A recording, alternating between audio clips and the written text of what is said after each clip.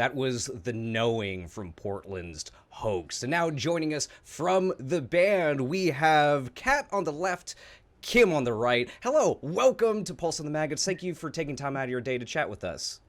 Thank you. Thanks for having us. Yeah, absolutely. I'm probably, Cori and I are probably as stoked for this record to come out as y'all are. Maybe not as much, but let's get into it. I don't know. I'm pretty stoked for my vinyl, John. I'm pretty stoked for my Yes.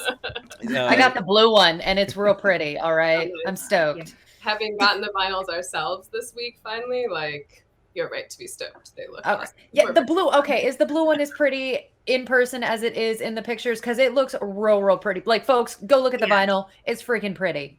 It's really sick. Yeah, and go through all of the options we got and be like, which one do I personally want for myself? They're very pretty. One of each. You're in the band. Yeah.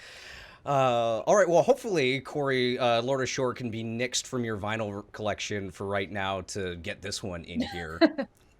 Yeah, you'll see the blue one on there next week. Hell yeah. So before I wanted to talk about the album and everything like that, I'm just curious about y'all's background, because there is obviously a very eclectic mix in your music, and the fact that it's like trying to, I don't know, pick apart different parts of a cocktail, right? Once you pour them in there and stir it, like, you don't know where anything comes from. It's just there. So where did y'all's love of music originate? Like, what helped you fall in love with music? And we can start with Kat first, I suppose. Sure, yeah. I have, this is such a cliche answer, but I've always loved music. Just since I was a kid, I just consumed music. I started playing music when I was in high school. Any instrument I could get my hands on. It was like piano. I played harp for a minute, clarinet, and then eventually got to what I really wanted to play, which was always guitar. Started making bands in high school. And it wasn't until I really moved to Portland that I met other people like Kim, who I was like, oh, there's other people out there with this same kind of drive that I have, that love music, but also want to make it. And that's when that officially started. It's really Portland. Hell yeah. Kim, what about you? I came from a somewhat musical family. Like, my mom plays piano. And so my mom really wanted me and my brother to play an instrument. She didn't care which one. She's just like, as long as you're playing something. But it did really take a long time for me to convince her to actually buy a drum set. That's, an investment that she wasn't willing to make until we were absolutely sure that was the one we were settling on. But honestly, yeah, I grew up stealing mix CDs from my older brother. He would illegally download all the music for me and then burn it onto a CD, and I'd steal it. But yeah, I guess it is hard to pick apart where certain things come from, because I think that we both have an eclectic, taste in music. For sure. My mom plays classical piano. My brother listened to a lot of pop punk, and so I started listening to pop punk when I was growing up. My dad was super into the Rolling Stones and stuff like that, but then, as you're going through high school, you're starting to listen to all other stuff. And actually, when you get down to playing it too, you start to realize how there's lots of similarities across different genres too, especially, I don't know, with drums for sure. Sure.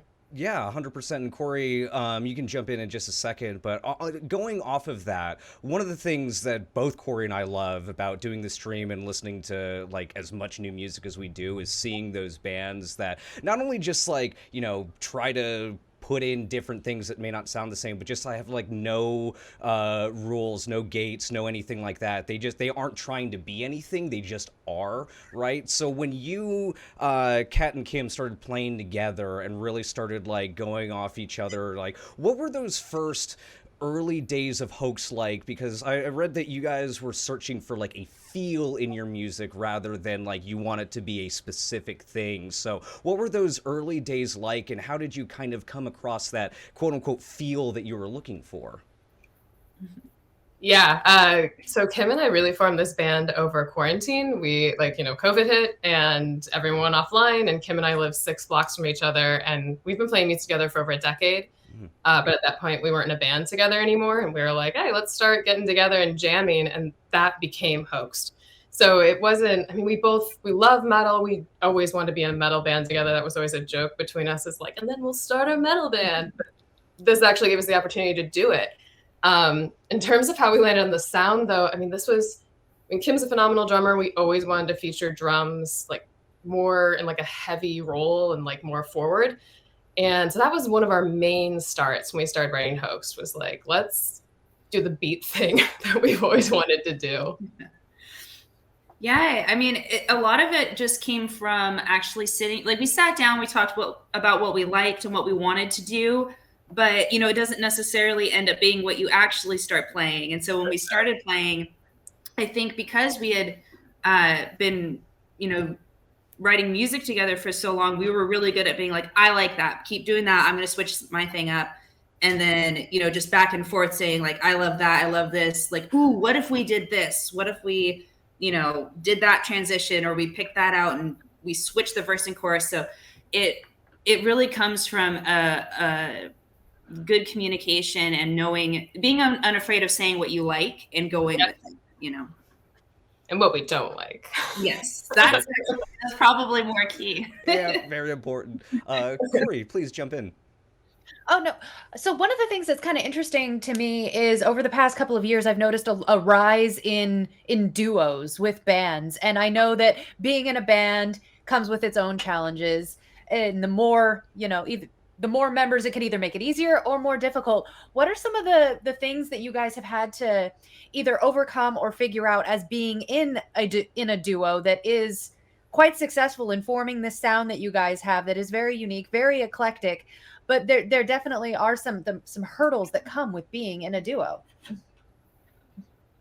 Yeah, sure. I think our original hurdle was being a duo, because we definitely went forward thinking that we were going to, get a full band going. But what happened was, after we started jamming our first few songs, we're like, okay, we can start bringing in other elements. We can bring in a bassist, we can bring in a second guitarist, we can bring in keys.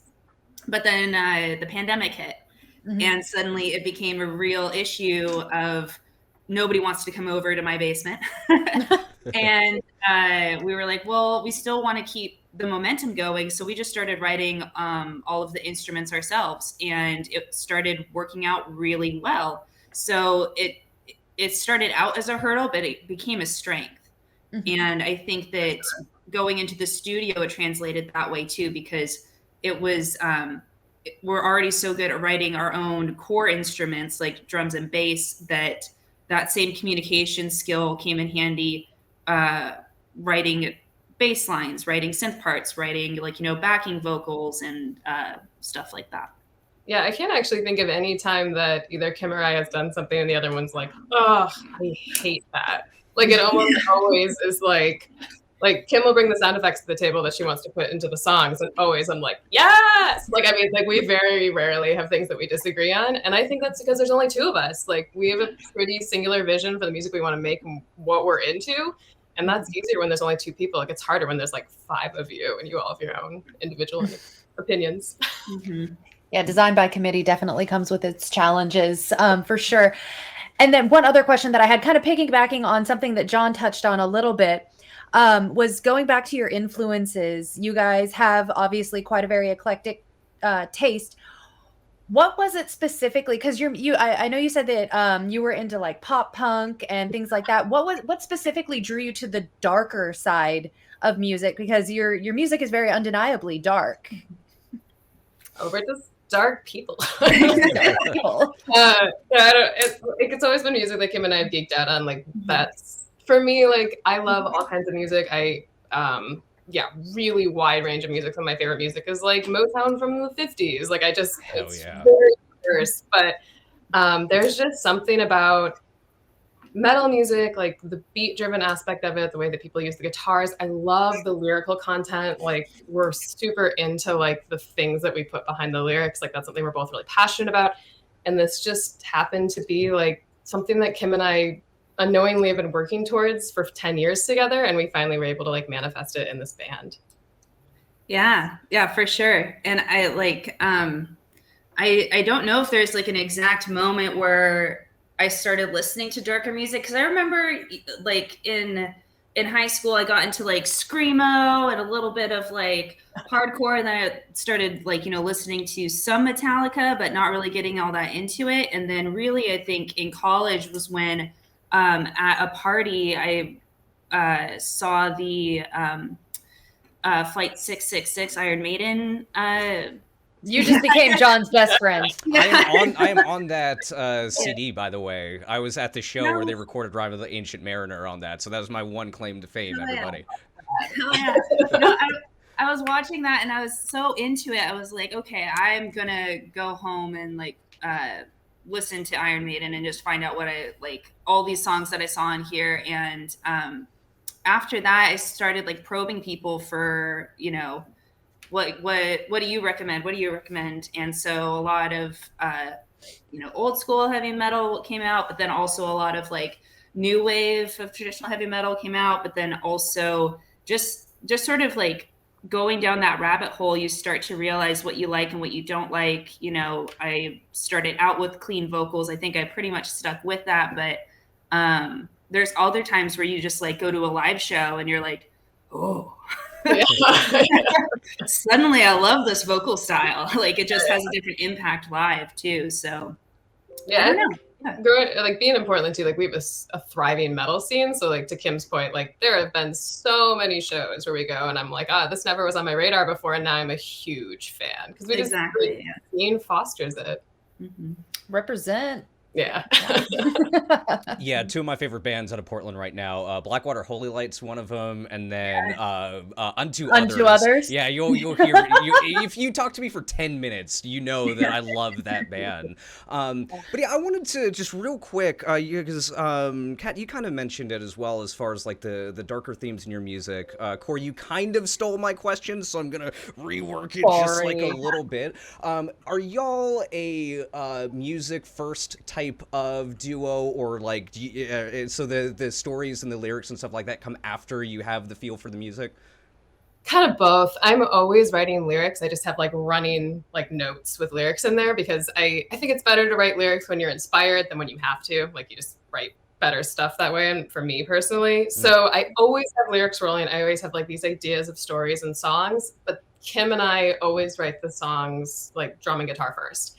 And then I'll take those home. Like we have those locked and we'll talk about like, what do we think the song is about? What does it feel like? And 9 out of 10 times I'm like, I have lyrics about that. And like, we can go back and like, kind of like, reformulate them to fit like whatever melody we're thinking or whatever the actual story is that we want to present in the song. Mm-hmm. But kind of both, like I'm always writing lyrics and then it just kind of all comes together in the end in this really nice way. Yeah. Yeah. Cori, did you have anything else? I have a couple more as well. Go for it. Okay. Expand on your, because I don't want to steal your question again. That's fine. Well, since we're talking about Unto Others, y'all recorded this with Gabe Johnson, who's done Unto Others. He's done Silver Talon and a couple of other fantastic bands. One of the things that I thought was interesting that the PR sent me over with the bio and everything like that was Kim, you were talking about how nobody could get your drum sound right until you went to Gabe. And I'm very curious on exactly like what it was that other producers weren't getting. Like, what were you looking for that Gabe tuned in on?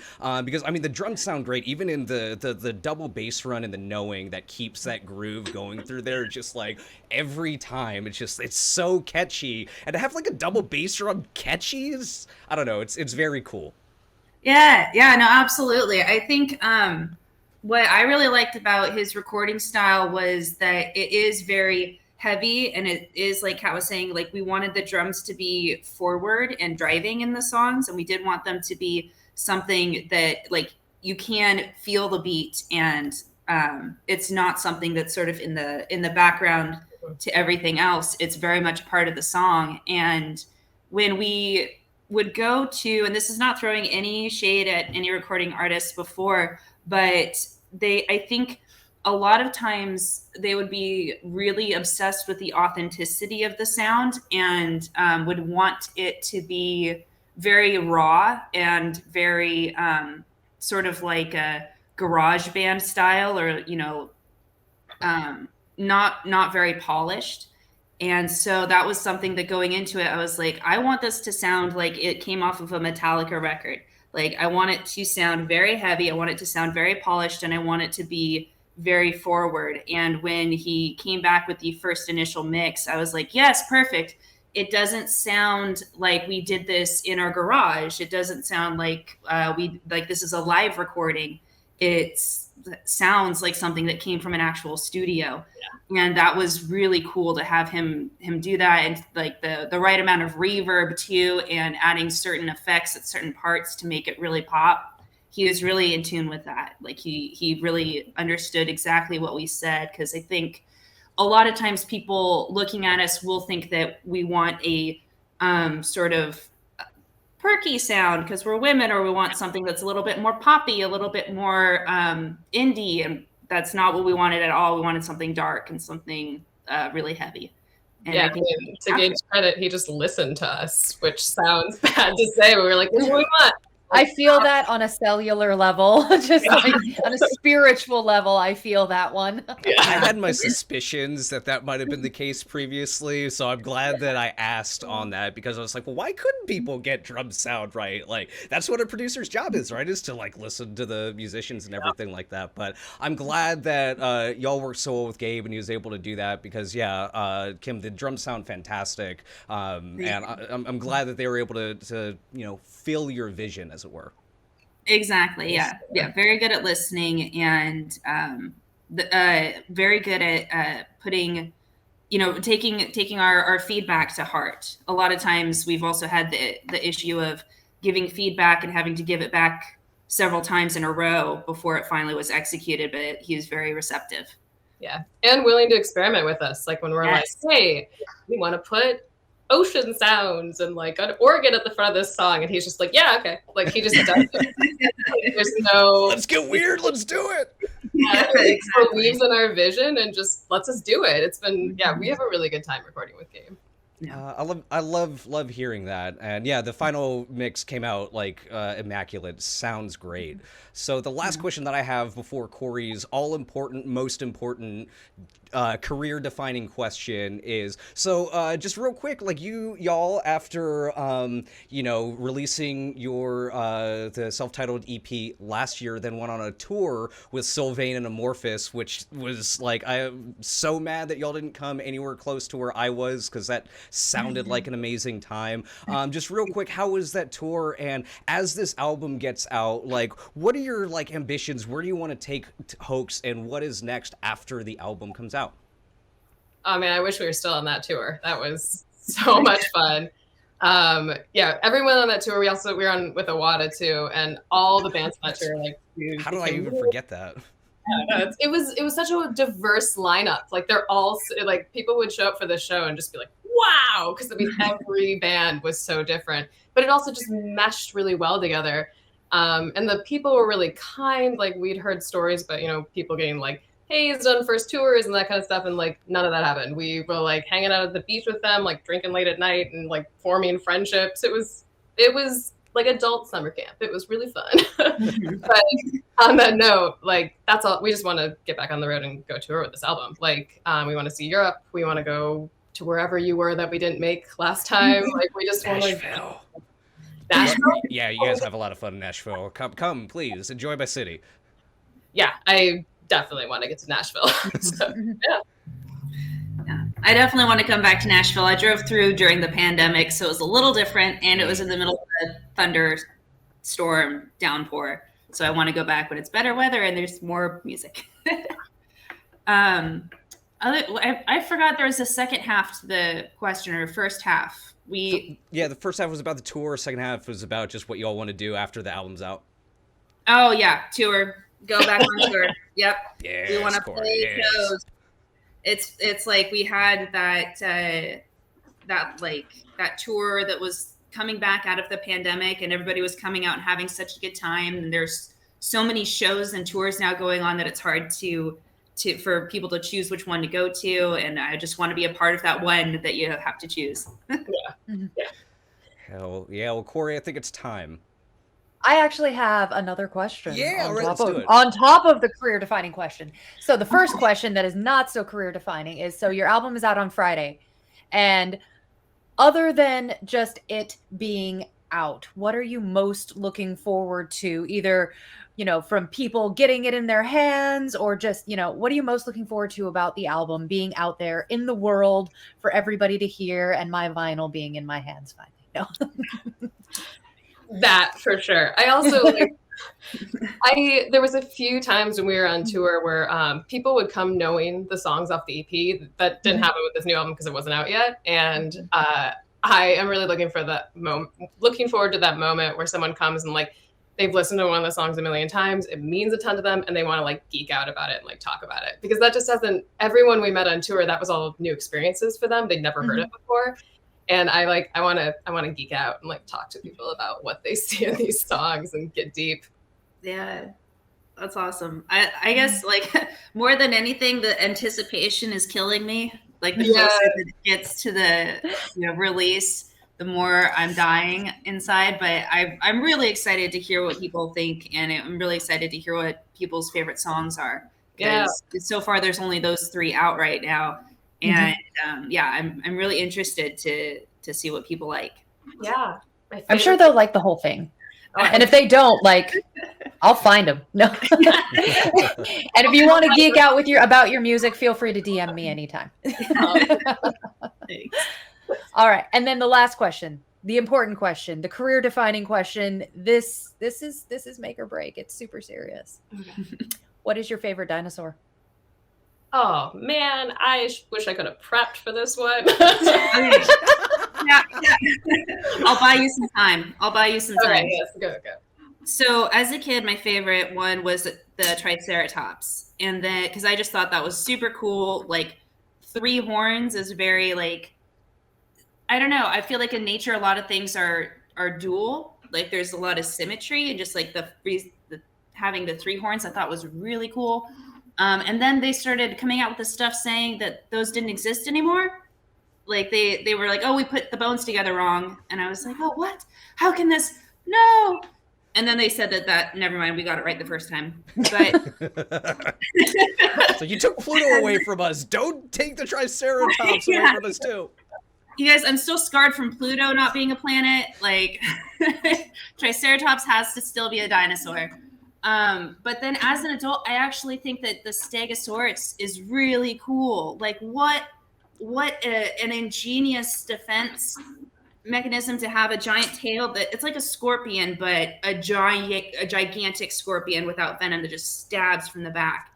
That's crazy talk. I don't know how, because when you think of how long dinosaurs were around, that was the one that beat all of the other dinosaurs that went extinct before it and got all the way to its massive size. I love a Stegosaurus.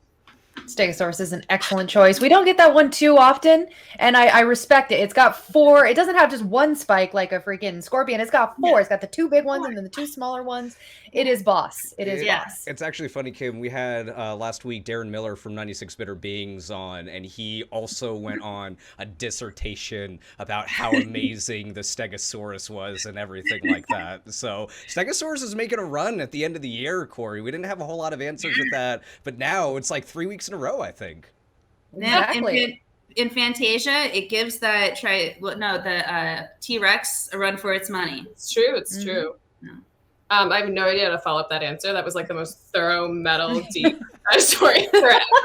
But just in a comical sense, I've always enjoyed the Tyrannosaurus Rex. I think that's hilarious that's one of the apex predators and it can't even scratch its own head. I love that. I'm just fascinated by feathered dinosaurs across the board because that was never introduced to us when we were kids. And now the idea that they all might have like beautiful plumage is hilarious to me. I love that. So I don't think I actually have a specific favorite. I think once they start releasing more information about what the dinosaurs actually look like with feathers, then I'll get on board. But I don't know if I could take a feathered dinosaur as seriously. Like I want to pet it.